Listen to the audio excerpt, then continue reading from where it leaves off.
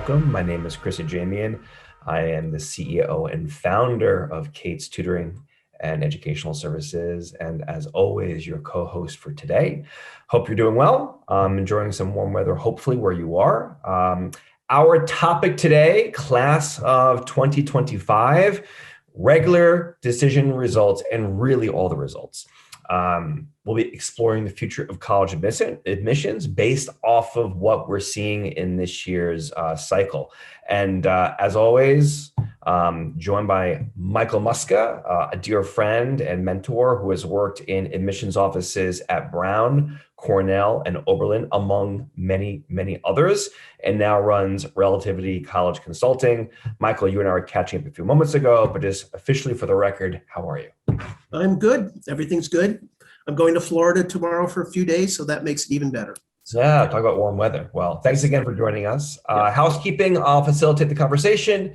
As usual, if you have any questions at any point in time, please ask them in the Q&A panel, not the chat, in the Q&A panel, which you can access by scrolling over the bottom of your screen. Or if you've been living in the world for the last, 12 months, you probably know how Zoom works by now. Additionally, for the best experience, if you don't know, you may want to set your screen to gallery view, which you can do by scrolling over the top right corner of your browser, at least on most computers, and selecting gallery. You can also click view options at the top of your screen and select side-by-side mode so that Michael and I appear, yes, side-by-side on your screen and next to the slides in the same window. All right, so table of contents. Here's today's discussion. 1, the pandemic's influence on admit rates. 2, test optional, is it here to stay? Interesting question. 3, the pandemic's impact on diversity and access. 4, what to do if you've been waitlisted. 5, a very popular topic right now, what can sophomores and juniors learn? And then as usual, we will follow up with a Q&A. And again, if you have any questions, please ask them in the Q&A panel at the bottom of your screen. And if we don't get to your question today, or if you have a private matter or issue that you want to discuss, feel free to get in touch with us directly. You can email us or contact us at these numbers on the screen. All right, cool. So let's jump in. We're going to recap the admissions criteria just to make sure everybody's on the same page. So admissions officers consider your application roughly in the following order of importance. Number 1, always transcript. And we say transcript, we mean grades and the rigor of the classes that you're taking. If you're in the international audience, this means your predictions either on your IB or your A-level, as well as your sort of like year 11 end of school grades, whether they're GCSEs or maybe even, sort of standard grades in your classes. Or the International Baccalaureate too, Chris. Yeah, sorry. So when I say IB, I mean International Baccalaureate, right? Yep. So, and with test scores, we're talking about the SAT, the ACT. We're no longer talking about subject tests because they're being phased out as of June 2021, so in a few months, as well as AP scores. 3, the resume, clubs, sports, work, internships, your passion projects, then your recommendations, your counselor recommendation who talks about you within the context of the entire school community, and then 2 teacher recommendations who talk about who you are and how you perform in the classroom setting. Next, your essays. So the personal essay, which is sort of the centerpiece of your application, as well as any school-specific supplements, and the interview, which cannot get you in, but it can keep you out. And in a test optional world, even though test scores may not necessarily be required, if not, all the other sort of items on this list become that much more important: transcripts, resume, recommendations, essays, interview. Michael, anything else you want to say about the admissions criteria in this brief recap in a test optional world? I mean, obviously, we know that test scores this year, were reduced in terms of importance at a lot of schools, and that may still be the case next year. So test scores may not be number 2 on this list, but we shall see in the next coming year. We shall see, and we'll talk about that some more. Okay, so diving in, we're going to take a look at how the pandemic influenced admissions rates. All right, so in a nutshell, Admissions rates decreased sharply at top schools. So like, for example, at Harvard, this is a comparison to the class of 2024, which is the current freshman in college, with the class of 2025, which is next year's freshman. So at Harvard, it went from 4.92 to 3.43. Penn went from 8.07 to 5.68, and at Boston College, it went from 26.38 to 18.98. And then some other schools to kind of rattle them off for you. Yale went from 6.5 to 4.6. Columbia went from 6.35 to 3.66, I think the second lowest in the entire country. MIT went from 7.2 to 4.03. Georgetown went from 16.8 to 11.7. And University of Georgia went from 48.35 to 38.96. Michael, we're going to talk about the reasons for this change in a moment in the next slide, but do you have anything you want to kind of add or say about how these admit rates have decreased so sharply at the top schools? Well, I mean, obviously, we're going to talk about it in the next few minutes, but the numbers of applicants that these schools got because of schools going test optional put some of these admissions rates through the roof in terms of what took place. Yep. So exactly, perfect lead in here. So why did app numbers or why did the admit numbers decline so steeply? It's because of the app numbers. They surged at the top schools. You'll see a 66% increase at MIT, which kind of blows my mind. Columbia 51%, Harvard 43%.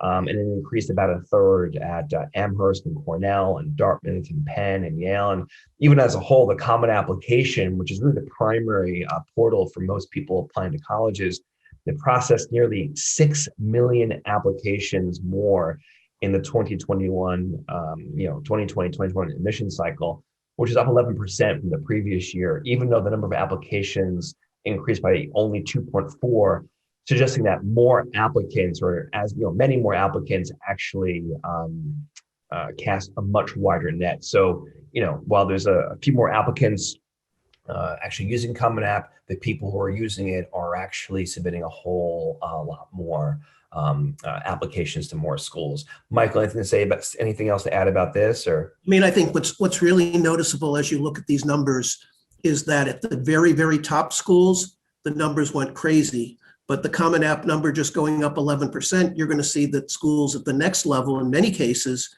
stayed the same, and even a few cases even went down. So it's students with good transcripts casting that net to that top school because they didn't have the greatest test scores and saying, "What the heck? Let's see what happens." Right. So the second sort of factor in the dropping admissions rates was the pandemic, right? Schools had to deal with an unusually high number of deferrals from the class of 2024. So these are students who were admitted in last year's admission cycle, but chose to take a gap year. This means that there were fewer spots available in the class of 2025. So like, for example, at Duke, 10% of this year's entering class are deferrals from last year. At Harvard, 349 students originally from the class of 2024, they're joining this year's class, right, 2025, which threatened to reduce available seats for freshman class, which is usually about 1,600 by about 22%.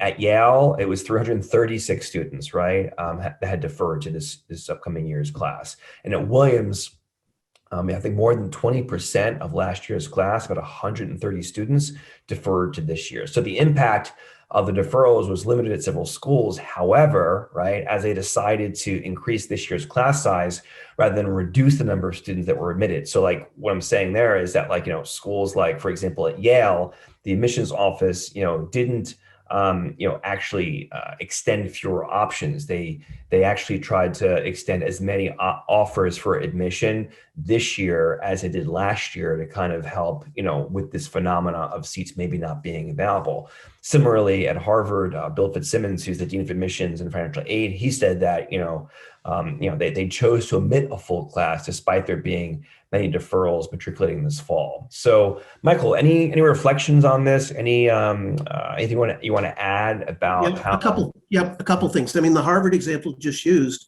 is a great example, and it's going to get something we talk later on.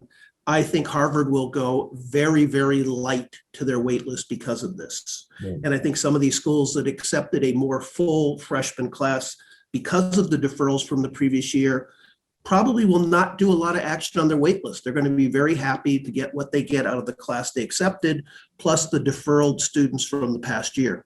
At the same time, there's other schools that are really making a commitment. Rice University, which many people know is one of the top 20 universities in the country down in Texas, actually announced that they're going to expand the size of the school by about 5,000 students over the next few years. Wow, it's So incredible. they were a little kinder this year as they got bigger, but they're not getting all big in 1 year. So it's going to be spread out over 3 or 4 years, but it can mean that as one highly selective school, because it's going to get bigger, could get a little easier to get in next year. Yeah. Right. So that your comment about Rice reminds me a couple of years ago how Yale actually built 2 more residential colleges, and they've been adding I think a couple hundred students extra every single year. So it's kind of cool to see these universities doing their best to admit more students because they have the space, right? They have the faculty, they have the resources, and so I'll be watching that development with Rice. That's really cool. Thanks for the info. All right, so test optional, is it in fact here to stay? It's a big question, obviously. And I'll say this, this past admission cycle, virtually every college in America became test optional, right? And so for like the first time in decades, students could apply to prestigious schools like Harvard and Stanford and Columbia without submitting SAT or ACT scores. So that combined with the demise or really the elimination of SAT subject tests, there's been a real tectonic shift in college admissions, and it shows in the numbers, right? It's likely that the huge surge in applications to the top schools was almost entirely down to these test optional policies, right? And so as we start to look at some of these numbers, it's interesting, as a point of comparison, Bowdoin College, which is literally 20 minutes north of where I am, a school that has famously been test optional since 1969, actually saw its application numbers decrease by 1% this year. Okay, so how did the test optional phenomena actually play out? Well, for the most part, it looks like colleges stayed true to their word and gave a fair shot to the students who apply without test scores. And so you'll see this data right here, right? 44% of Duke students who were admitted did not submit test scores, which to me is a mind-boggling number. Also, equivalent figures at Amherst with 37%, Notre Dame was 34%, even at University of Georgia, it was over 40%, right? But that's not really the whole picture. The truth of the matter is that, at least for the schools that have released the data so far, students who submitted test scores were more likely to be admitted than those who did not. So for example, at Emory, around 50% of the applicants did not submit test scores compared to 31% of the admitted students. Okay, at Georgia Tech, 37% of the students who applied did not submit test scores, but 21% of those admitted did not. And at Wellesley, 60% of the applicants didn't submit test scores, which is kind of amazing. But 50% of those who admitted, did or did not. So all in all, the data suggests that strong test scores still provided an edge to the students who could submit them, even if the schools accepted a larger number of students without test scores. So, Michael, thoughts? I think the next few slides will cover exactly what we want to talk about here. Yep. Got it. Cool. So is test optional here to stay? Probably. Yep, I believe that test optional is definitely here to stay. We're of the mind that this is probably the new reality, right? And there are a few schools out there that are doing a rollout process. Like, for example, Tufts, they're officially on a 3-year process with test optional, and they're going to revisit it after the 3rd year. This is the first year of that process. But I have to imagine at least that many other schools are probably on the same path, if only unofficially. Also, it's really important that you know the difference between test optional and test blind. And also, we'll talk about scholarships. But Michael, I want to first do you mind sort of helping the audience understand test optional and test blind? Sure. Let me go back to one thing too. All 8 of the Ivy League schools have announced that they will be test optional for this coming year. I would not predict that will be the case a year from now. Okay, so back to the question of test optional. I think as opportunities open up, schools can host testing. We're in a situation where test optional, it's here to stay at a certain group of schools, but I'm not so sure it's here forever. But one thing that's important is to understand the difference between test optional and test blind. There's a small group of schools, the California system, so I guess that's not a small group, but the California system, the UCal system, and other small schools, Reed, Hampshire, a couple other schools like that, have announced that they are now test blind. That means they will not look at your test scores, even if you submit them. So in those schools, and you want to see who continues, because I think there'll be a few other schools that will add to this group in the next few years. You want to see that because the test will not help you in any way, shape, or form at those particular schools. And it's a big deal in terms of the UCal system, though I know there's a lot of conversation about creating their own test, to see what other options they will have. But at least for the time being, they are test blind. Test optional means that you have the option of submitting scores. And clearly, if you have strong competitive scores, you want to submit them.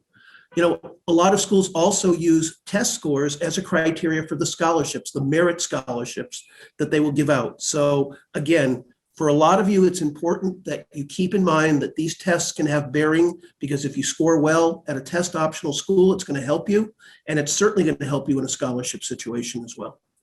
Yeah, just to add to that, Michael, I find it fascinating that even engineering schools like Caltech and WPI are going test blind for next year, Mm-hmm. Yeah. right? MIT went test blind on subject tests, as did Caltech this past year, but those have been eliminated. But it's just kind of fascinating that even these engineering A good friend of mine, Steve Cohen, who wrote the book Getting In With Me, just published an editorial in the last 24, 48 hours on the Hill website, where he basically talks about why he believes it's important we bring tests back.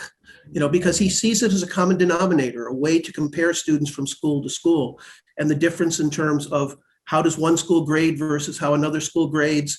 How is there a compatibility or comparison between an international student who can take the SAT and the ACT with a domestic student who can take the SAT and the ACT? So he argues very strongly that he thinks bringing back the tests is very important in terms of fairness in his mind in college admissions. Yeah, it's interesting too that you mentioned Steve Cohen and his op-ed on the Hill, because it reminds me of something that one of my professors in graduate school told me. This Professor Dan Koritz, who's sort of like an authority in standardized testing, and he's a very well-known researcher, written tons of books on it. And he said that while test scores may not prove very helpful in delineating between two students from the same school, research strongly suggests that test scores have proved very helpful in delineating between two students from different schools, which really helps admissions officers when they're evaluating students from a school that they're not even familiar with, right? Yeah, one of the things that I said earlier, Chris, I don't know if it's on a future slide, but I think that what also happened this year in the huge numbers is college admissions offices started to see applications from high schools they had never seen from before. Right. And these are schools that college admissions people are not familiar with. So for them to try to evaluate the transcripts, the rigor of the curriculum at those particular schools, that becomes much more difficult. And having testing back in place helps in terms of that comparison. Right. Well, it's a fascinating topic, and it's amazing how many kind of permutations and how kind of nuanced it is. But I will just want to sort of say one more thing about this, which is you touched upon it. Don't forget about scholarships, right? Like Michael said earlier, there's a lot of merit aid out there for for test scores, and frankly, not even like elite test scores. I mean, we had a student this year, Michael, that you and I actually collaborated on, who got a 30 on her ACT, and she got $60,000 from University of Vermont, which is really a really great university, right? So it's not like you have to have like perfect scores in order to get merit scholarships. So just keep that in mind as well. Okay. The irony of that, though, to remember is there are no merit scholarships in the Ivy League. So we are talking about a different set of schools who very much want to recruit students, and in some cases maybe even steal a student away from an Ivy League school with a very attractive financial aid and merit scholarship package. Right. And in this, in this year in the pandemic, with all the uncertainties around the economy, that's very, very attractive. Mm-hmm. Right, hard to resist. All right, so diversity and access. Did the increase in the applications result in a more diverse entering class? Well, Yes. Over the past year, a lot of people have suggested that the higher application numbers, again, driven by test optional policies, were going to result in a more diverse entering class at top colleges. And in many cases, this theory appears to have been borne out, right? With several schools, reporting, championing record numbers of first generation students, which means the first in their family go to college, students of color, and also low income students in their entering classes. And we have a couple of stats up here, here at, looking at Princeton, for example, 68% of the students in the entering class identify as domestic students of color. 22% of the class are first in their family to attend college, i.e. first gen. Similarly over here at Wellesley, I think 63% of the students identified as a domestic student of color, and 21% were first gen. So, right there, kind of neck and neck with Princeton. And then at Harvard, 60.3% of students identified as students of color, and 21% are first generation.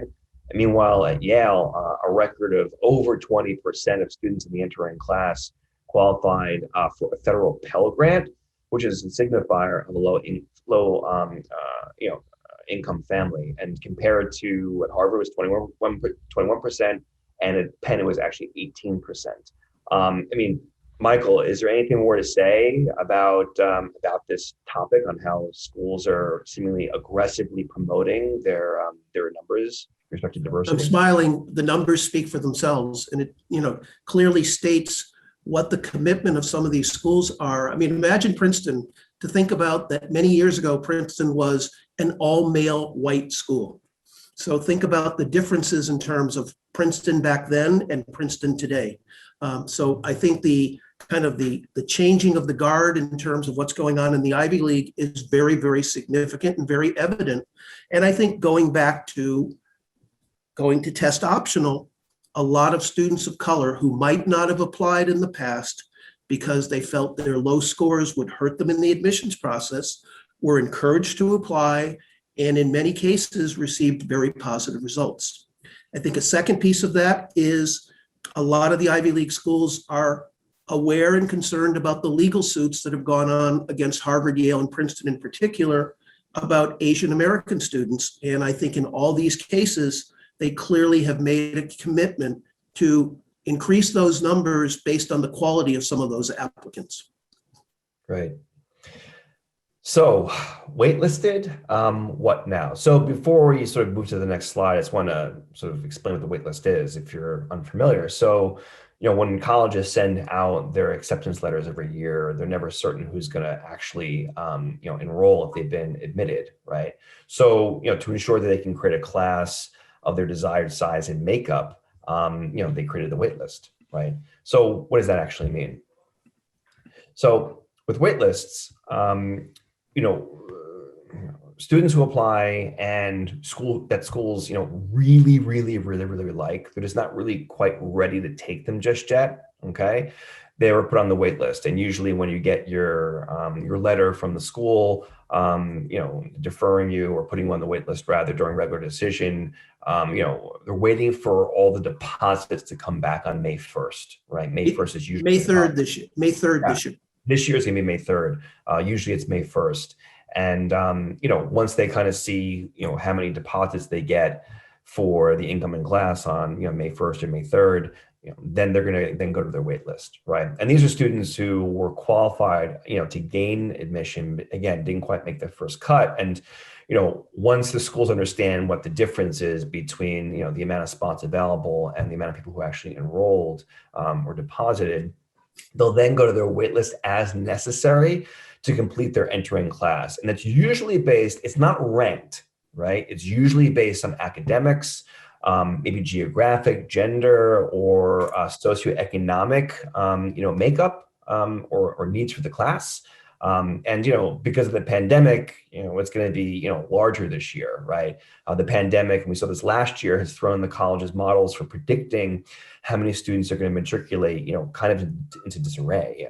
So if they accept too many students, dorms are going to be overcrowded and classes will be oversubscribed. And if they accept too few students, they're going to probably face revenue shortfalls, We saw this, for example, about maybe 12 years ago. I think NYU was under enrolled by 100 students and lost about $3 million in tuition revenue. And then the next year, they had to accept more first-year students as well as transfer students and make up for the shortfall. So in many ways, this is a hedge, right, against over and under enrollment, and colleges are taking longer with their wait list this year. We saw it last year and went. I mean, Michael, how deep into the summer did the wait list go last year? I'm hoping that there'll be no comparison this summer to what happened last summer. I mean, you saw a student get into Dartmouth in the middle of the summer. We were looking at some incredibly late decisions because colleges that were magnanimous enough to grant deferrals later into the summer still had spaces to fill up.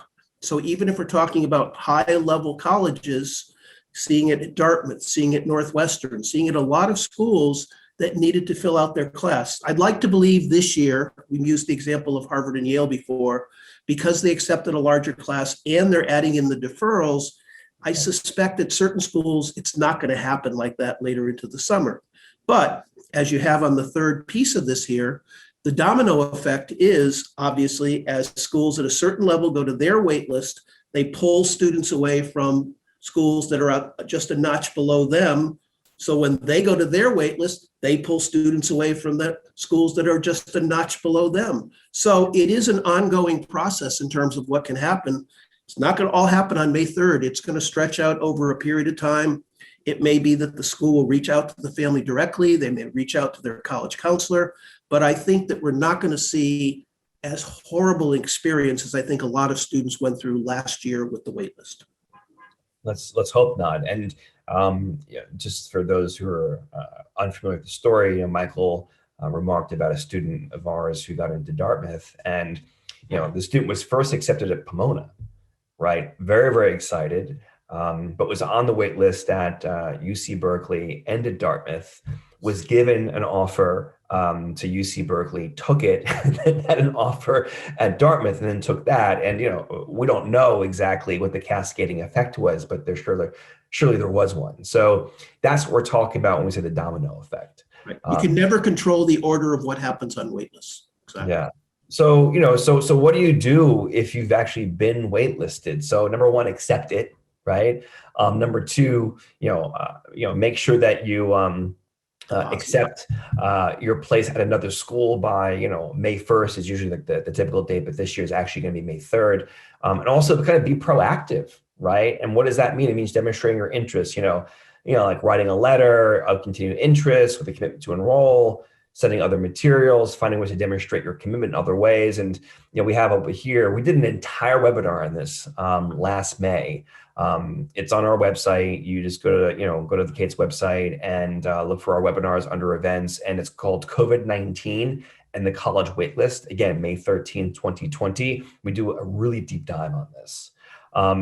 So kind of like final thoughts, Michael, for the class of 2025. So for people who are, seniors right now, thinking about what they should be doing about the wait list and about like their college options, I certainly have my own sort of angle on this, but what's your perspective? What should these students be doing? What should these families be considering right now? I think first of all, I should say that there were a lot of students who, because they cast the net so wide, they received a larger number of rejections than they normally would, or in some cases, a larger number of wait lists than they normally would. And I guess I'm an advocate to say, be pleased with what you also received, because in this crazy year, there are many students out there that right now don't have any admits and are sitting only on wait lists. So I think it's important, the point of accepting a place at a school on May 3rd, critical to think through over the next few weeks. What's sad is one of the most important experiences of selecting your school historically has been visiting the campus, spending days there with students, and getting a real flavor for what the campus is all about.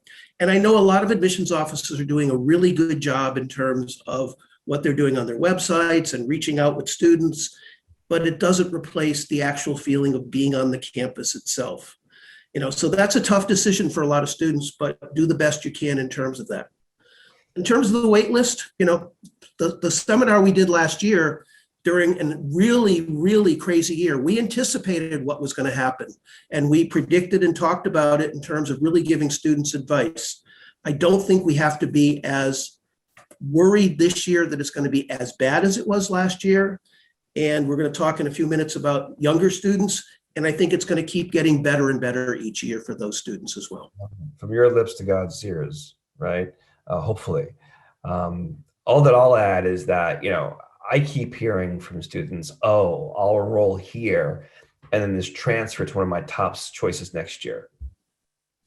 If it were me, I would do everything you can do to get a spot at your top choice school or schools or options, I should say, now.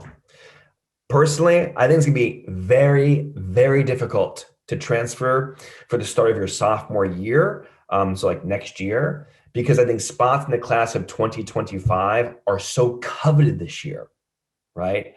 So I imagine that we're going to see less movement by class of 2025 transfer students sort of in and out of schools. However, the following year, as a junior year transfer, I think that might be more reasonable. So, all right, moving along. Lessons for future applicants.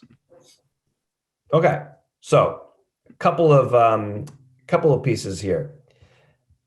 Yes, we are entering a new era of competition.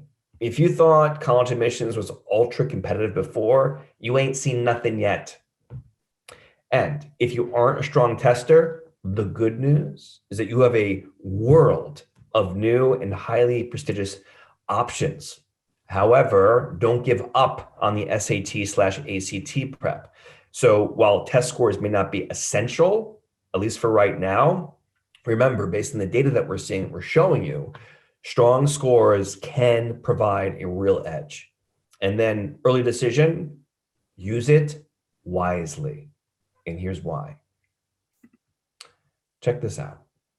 We're calling this the early advantage. So applying early decision or restrictive early action provides a real boost to your admissions chances, okay? So this is the class of 2025 early decision / restrictive early action schemes offered by these different schools. And here's what happened for students who applied early versus those who applied regular. Check it out.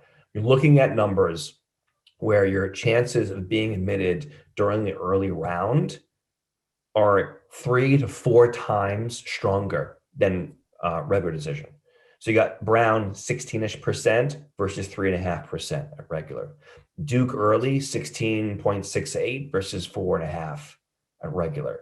Yale 10.5 versus 3.4, right? So in a world of ultra low regular decision rates, it's really important that you take full advantage of the early decision programs, as well as the early decision programs that are in January, which are called early decision 2 that some schools offer. And I'll say this too, if a school offers ED1 and ED2, if you don't take them up on those 2 options, it's going to be incredibly difficult to be accepted during regular decision.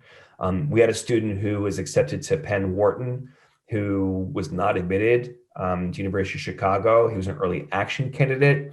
He didn't apply early decision 1 because he was applying early decision to Penn. He got deferred. Chicago gives you the option, if you are deferred to early action, to elevate your program to ED2. The student chose not to, wound up getting rejected, which was a surprise. But when his college counselor at school talked to Chicago, they wanted to take him.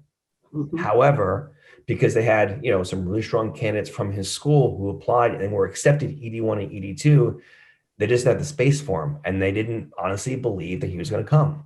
Yep. So in one of our earlier sessions, we did what we talked about, demonstrated interest. Yep. There is no greater way to show demonstrated interest than by going ED1 or ED2 to a particular school. That means if the school wants you, they're going to take you. And it gives you, as Chris is showing with these percentages, a huge advantage right off the bat, but a huge disadvantage when you get to regular if you had that option and you didn't take advantage of it. Right. So, what we're saying is, remember, you want to use ED, you want to use it sort of realistically, like a realistic reach, right? Don't waste your opportunity on a school where you may have little chance of being admitted during early. Be smart. Mhm. All right. And so kind of further to that idea, a couple more points here on, what, juniors, sophomores, and really freshmen want to kind of keep in mind. You want to be thoughtful and open-minded about your school list. This is really important, right? With more and more schools, as you just saw, showcasing admit rates in the single digits, you want to avoid getting caught up in rankings. Be open-minded in the school search process. You want to make sure, if you're the student, if you're the parent, as a family, reflect critically on what you want out of the college experience, and be sure to look for best fit schools that meet those requirements. A good resource for you is the webinar that Michael and I did on July 8th of last year, How to Create a College List. We go very deeply into all of this. Secondarily, especially at the most prestigious schools, your story, your values, and really your vision of who you want to be and where you want to be down the road are real difference makers. So extracurriculars and essays are more important than ever. How can you demonstrate your impact so far, and show what your vision is for making an impactful future, both in college as well as in graduation. One of the things that I find sort of interesting about the college admissions process is this idea of social impact and building ventures. I can tell you right now, at least from the students that we worked with this year, the students who got in and the students who didn't, there was one common denominator, and it wasn't test scores, right? It was social impact at scale, not dozens of students helping out with a Saturday, afternoon tutoring program, but we're talking hundreds, if not thousands of people who have been affected and moved by your work, right? And by your passions, okay? How does that happen? Mike, you have a really kind of cool story about a student who got some great results this year because of this aspect, yeah? Yeah, it's interesting, obviously one of my favorite students I've ever worked with, but, and also half Asian American. So it's very interesting in terms of, initially a fear of what would happen, because in past years, people worried about what happened at the very best schools for students of that ilk. And I think, to harp on something you said before I go into the story, what's really interesting is colleges seem to be saying, and it's what Chris says right here, is it's not necessarily so important what you've done, but it's how what you've done will tie into what you will do in college and what you plan to do in the future. And I think that's what colleges are looking for in this narrative, in terms of what you say in your application, what you say in your essays. When colleges see that, and when it has a social piece, a social impact piece, as Chris just mentioned, then all of a sudden you separate yourself from a lot of other students who are in the mix. The student that I worked with, she wrote one of the most beautiful essays I've ever read. She started a program in terms of supporting homeless women in the city of New York. It's amazing. And the program she talked about was how invisible women, in terms of what they were doing, would become visible. And she shared the story also of her grandmother, who in many ways went through the same experience when she escaped from North Korea to South Korea.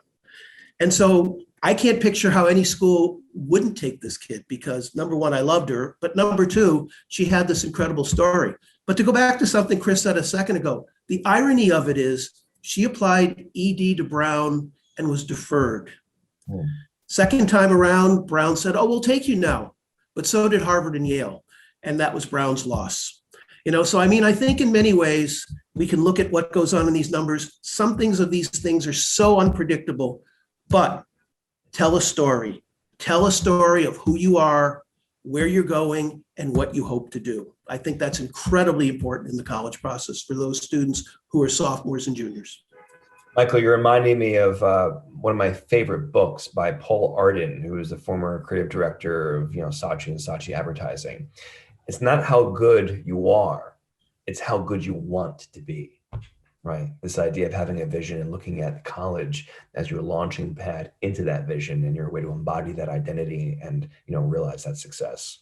And what you've done in high school ties into that. In other words, just don't create a laundry list of activities. Create a couple of things that you're passionate about that really make a difference and tie into your story of who you are and where you're headed.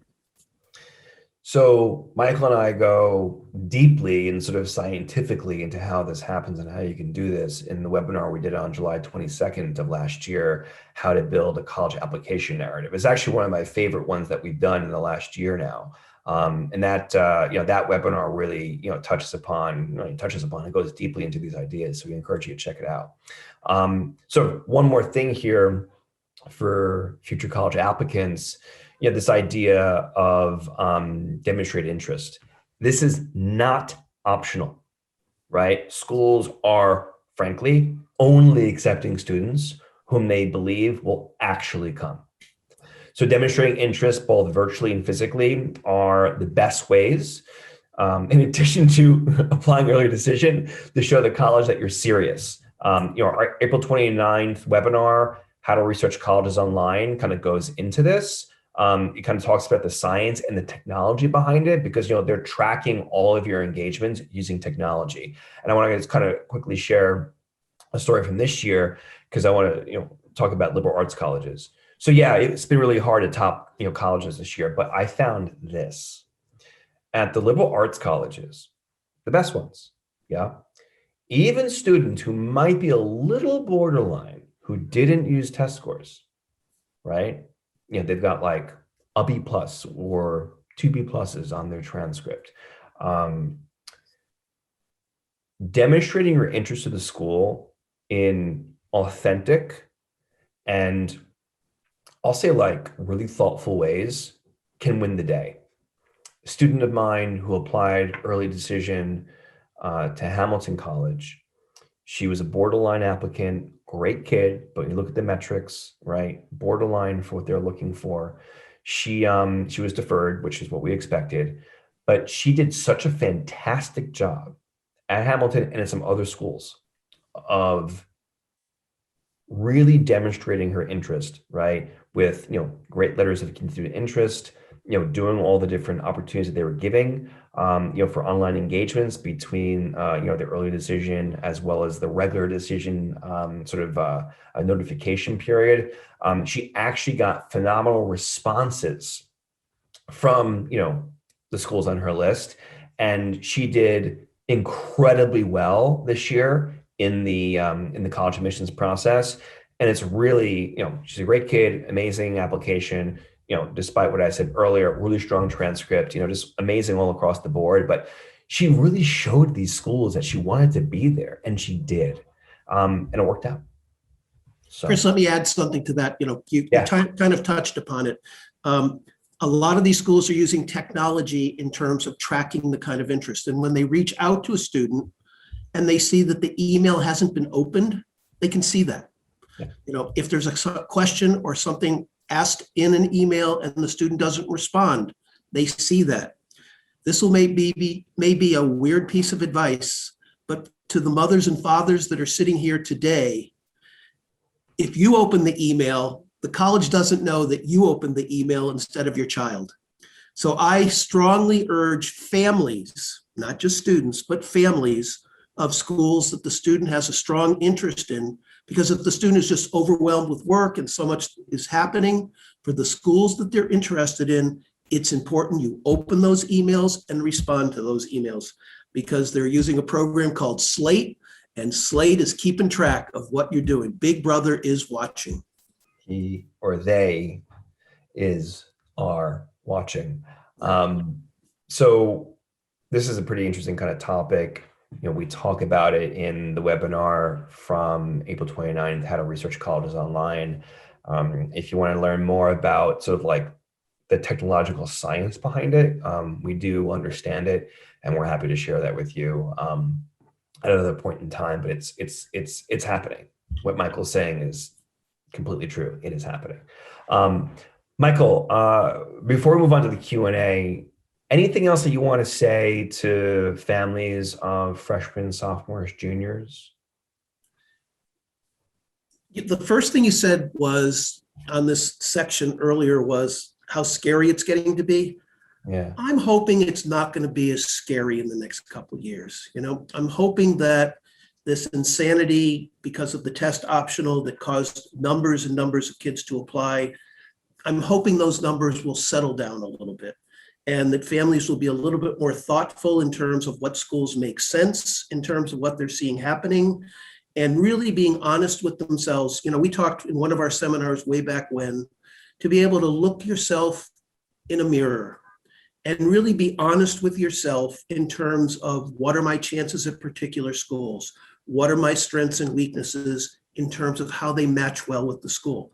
Let's remember that schools are focused on filling particular needs in their school.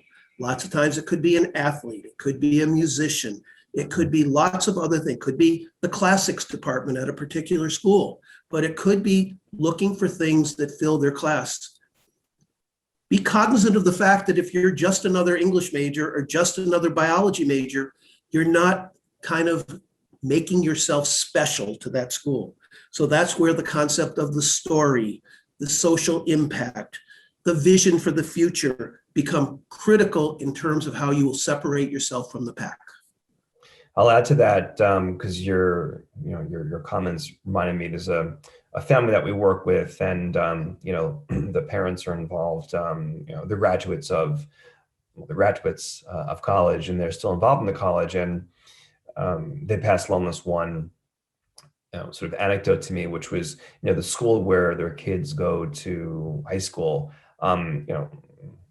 Princeton called them up and said, we need a really, really, highly academic dancer. Would you happen to have somebody? So it's exactly what you're talking about. They might be looking for specific types of students and specific types of talent to kind of help come in and sort of balance and add some diversity to their class. Back to the wait list. I told you the story that a few years ago, the dean at Duke shared with me when I asked him what he was looking for off the wait list. He was looking for female engineers from Texas. So I mean, that's how focused some of these schools can be when they're looking at their wait list and who they're going to take.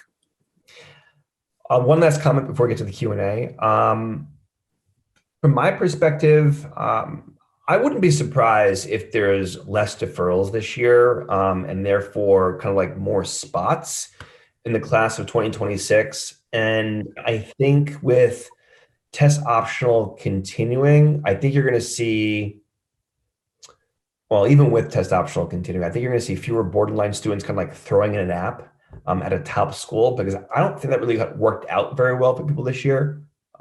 So I think you'll probably see, I wouldn't be surprised if you see fewer total applications and also for admit rates to increase.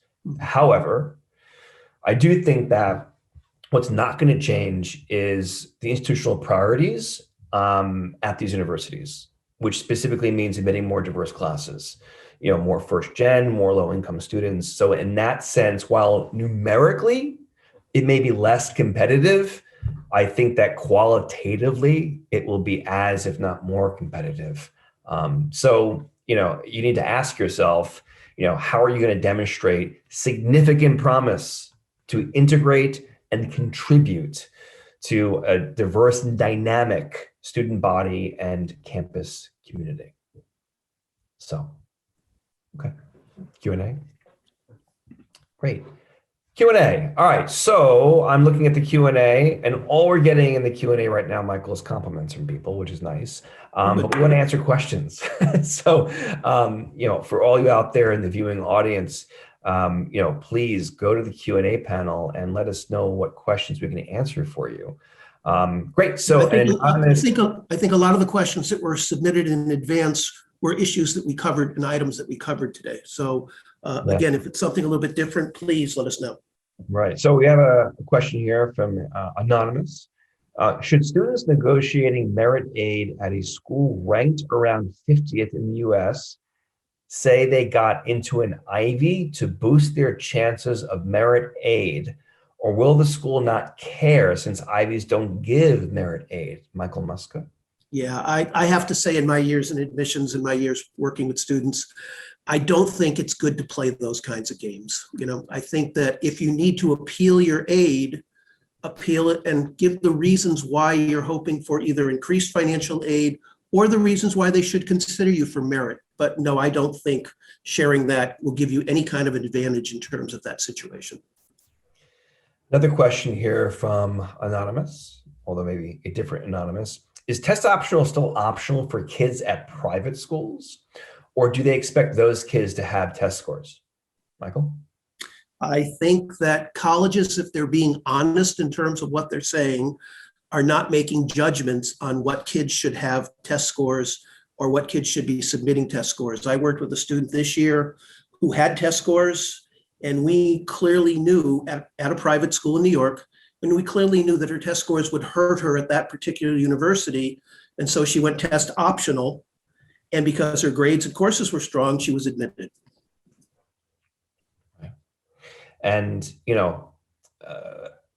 looking at the students who submit test scores, are they coming from private schools? I'd say they're coming from well-resourced backgrounds. There's plenty of public schools in the country and districts where students are well-resourced, and they have access to, taking an actual exam because they can be administered nearby, as well as to support, and they have, maybe some, other supports in place to get themselves prepared for exams. So, if you're applying from a private school, should you be submitting test scores? I don't know, but I think that it's always about looking at the context, right, from which a student is applying, and I think you want to be kind of mindful of what other people are doing, just so you can make some smart decisions. Like I said earlier, the student who got into Hamilton after being deferred early did not use test scores at Hamilton, and she obviously had she was focusing all on her academics to get her academic profile, strengthened, as well as demonstrating her interest in just like fantabulous ways. But also, she was also the student who used her test scores at some other schools and wound up getting some really nice, merit aid. Michael, another question here from Cliff Rubin. Hey, Cliff, how you doing? What's the best way to handle visits, demonstrate interest, etc., when we can't visit campuses at this time? So, Cliff, I will say that How to Research Colleges Online from April goes deeply into this. But Michael, you just want to kind of give Cliff maybe a little bit more feedback here. Do you have anything to add that may have changed since we did that webinar, and or what are you hearing about when campuses will open to visitors? I think number one, colleges have done a really, really good job in terms of the information they're providing students because they know students can't come and visit. And that's gotten better and better as the year has gone on. So taking advantage of those opportunities of what the college is offering right now to prospective students, not just students that have been waitlisted, is really, really useful in that respect. We're starting to see more campuses open up. They're doing their visits a little differently than they used to do. I mean, there were times where campuses, there'd be 100 people in a crowd walking around a campus. That's not going to happen anymore. So they may be scheduling appointments. They may be smaller groups in terms of what goes on. So the kinds of offerings that are out there, you want to reach out. And by reaching out to the colleges, if you can't visit, you've demonstrated interest. Okay, so the more that you kind of try to find out what's going on, the better. I'm hoping by the fall, there'll be more opportunities for students to visit, and for the students who are currently juniors applying next year when they get to the spring, they will be able to have a normal spring of visiting schools to help them make their final decisions. I'll add two quick things because we're getting a few more questions, which is great. So Cliff, I'll say this. Well, I'll say two things. Number one, even doing like a drive-by tour, I think is useful for a number of reasons. One reason is when you're submitting your application to colleges, most of the schools ask for like contacts, which just basically mean like actual engagements with the school. And if you've visited that school twice, 3 times, you list those as separate contacts. It just helps to kind of build the narrative of how you're demonstrating interest, right? So even if you didn't do like an official info session, like doing like, again, like a driving around the campus, if that's allowed, that in some ways counts. Secondly, a student of mine was recently, she just did a couple of college visits over her spring break. And a really kind of cool thing happened, which is at one of the liberal arts colleges that she went to, while they weren't officially giving tours, she sort of stopped by the admissions office and wound up actually having a conversation with one of the associate directors of admission, which is amazing, right? Getting on that person's radar and building that relationship with that person. I mean, that's really kind of valuable as well. So, all right. Chris, another thing that's interesting, Babson is a great example, who actually present a guided tour to families so they can go around and drive around the campus or walk around the campus, and they're narrating what they're showing or what they're seeing without a guide doing it. So I think a lot of schools are really being incredibly innovative in terms of helping students see the school and understand the school. Right. And so when Michael's talking about Babson, you go on, you sort of register for so like the drive-by tour. I actually think it's called like a drive-through tour. And then you just have like your phone with you, and then you sort of play the audio at different kind of points in a map. And the audio is done by a young, a student, and you're hearing it from her perspective. It's really cool stuff. Yep. Like Michael said, innovative. Another anonymous attendee. You're very welcome. So APs, if schools do not offer AP courses, exams, and the exam, how will course rigor be made clear, especially now with course redesigns and obscure titles which lack honors or advanced? Michael, thoughts? Yeah, I have to say that this is a tough one. I'm familiar with a school that I'm very familiar with who have gone to the point that they're now going to drop APs in another year.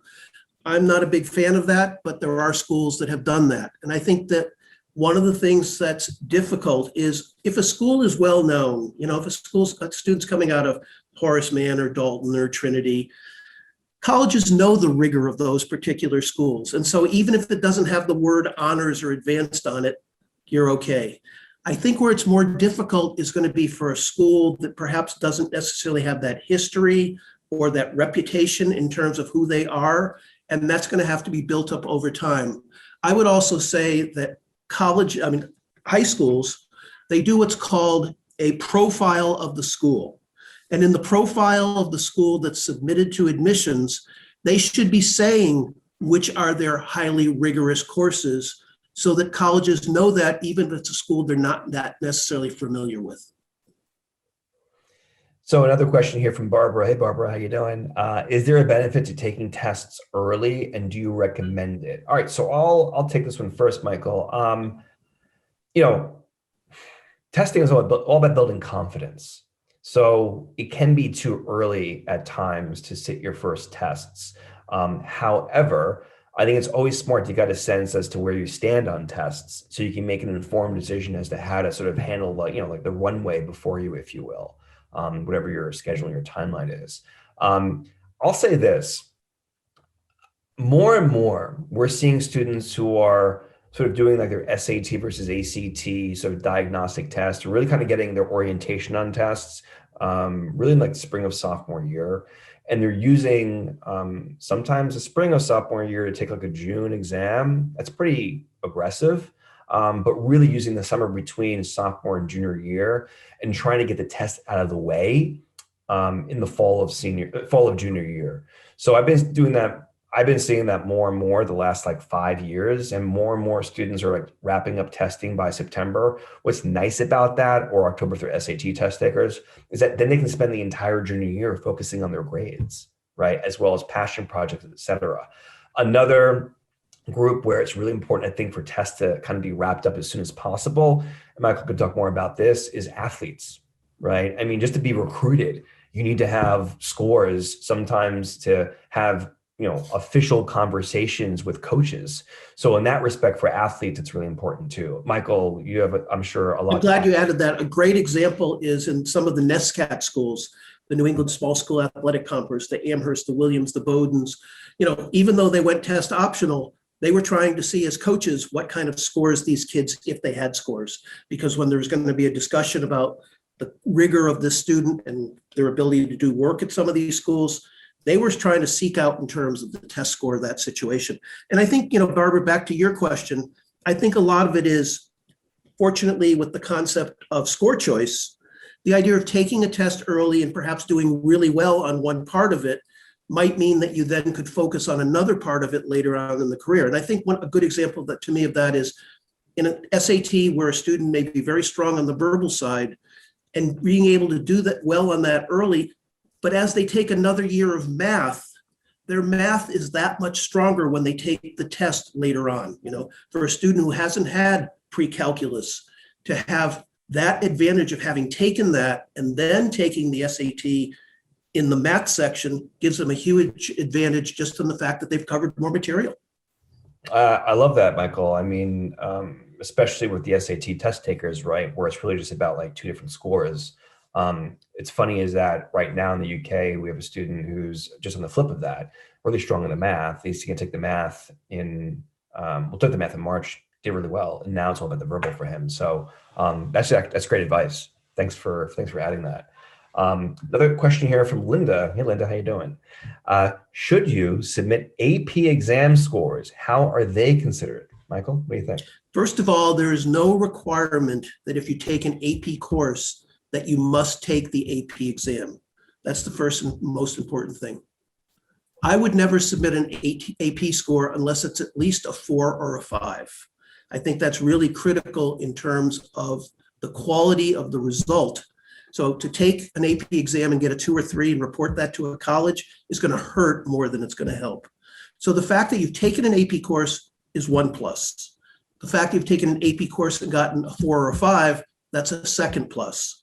And I think colleges, when they see those kinds of courses and those kinds of scores, yes, it can clearly be an advantage for a student. Cool.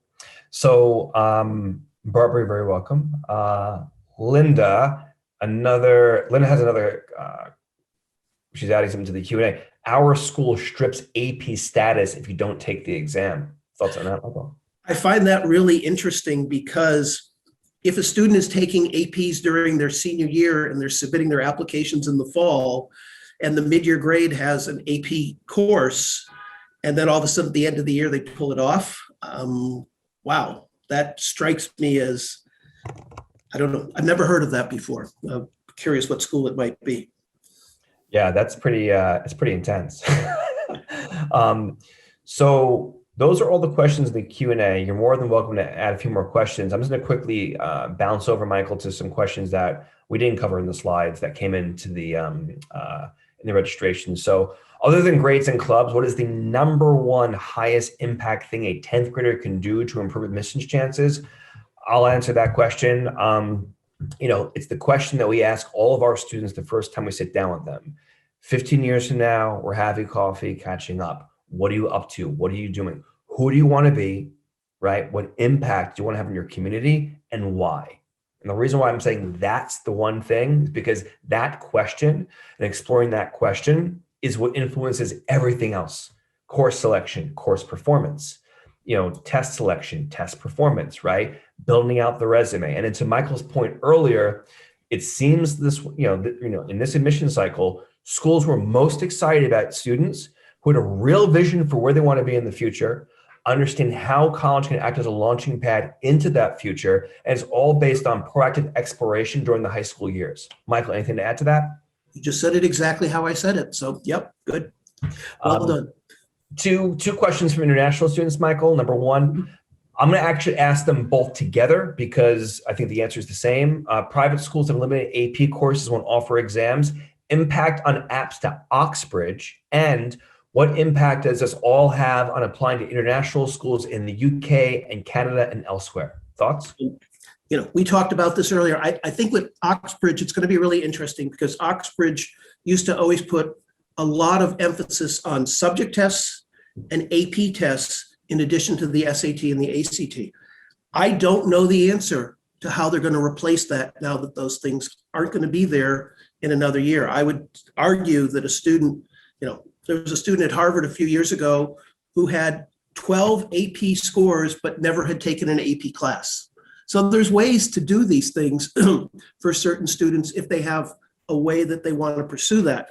But I think in terms of mainstream students coming out of schools that are getting rid of APs, yes, I think they're going to be at a disadvantage at Oxford and Cambridge unless Oxford and Cambridge come up with a new system they share with American students of how they're going to be evaluated in that way.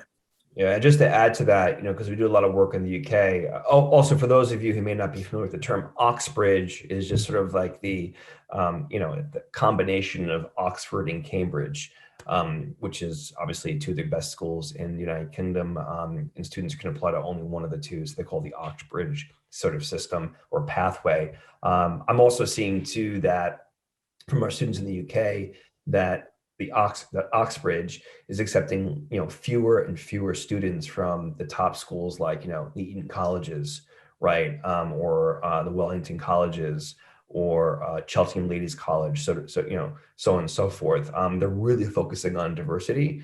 They're focusing on first gen. They're focusing on underrepresented groups. It's not dissimilar to what's happening or what's been a trend really the last 10 years in the U.S. I think people are finally starting to notice and catch on. So Michael, those are all the questions for now. So we will simply thank you for attending. We always love doing these webinars for you. Much appreciated for your questions and your inquiries. Also, by virtue of attending today's free webinar, you are eligible for a 2-hour admissions strategy session. We can help you determine what your next steps are if you've been waitlisted, or if you're a sophomore and or a junior. We can help you out with your application profile, school list, extracurriculars, all that jazz, just getting you ready and thinking strategically about the process. Just give us a call and use the code EDGE50, so EDGE50. Everyone who attended the webinar, we know who you are because you're in the list. And yeah, so you're very welcome to approach us with this. We've been, doing a lot of these recently in the last 6 months, and they've been going great, and we love doing them. So, Michael, as we sort of sign off here, do you have any final insights or actionable strategies for what people should be thinking and doing, whether they're a sophomore, junior, or senior? I think if you're a sophomore or a junior, there's going to be lots of opportunities. I think the summer after sophomore year and the summer after junior year, combined with the junior year, are the most valuable pieces in terms of how you create your story. What you start to do the summer after sophomore year, as it builds into junior year, as it builds into that next summer, are incredible opportunities to create your story of who you are. The senior year is less important. For a lot of you, you're going to be applying on November 1st of your senior year to the school that you're hoping to go to via early decision. That means there isn't much of senior year other than perhaps what courses you're taking that are going to be big factors in terms of this process. So take advantage of sophomore summer, junior year, and junior summer to really maximize your application. And the only thing I'll add to that is within all of that, it should be considered within that question, 15 years from now, where do you want to be? Michael, thanks for your time as always. Everyone in the viewing audience, thanks so much for your questions again. Great to see everybody. Be safe, be well. And if you have any more questions, please feel free to email or call us. Otherwise, good luck. See ya.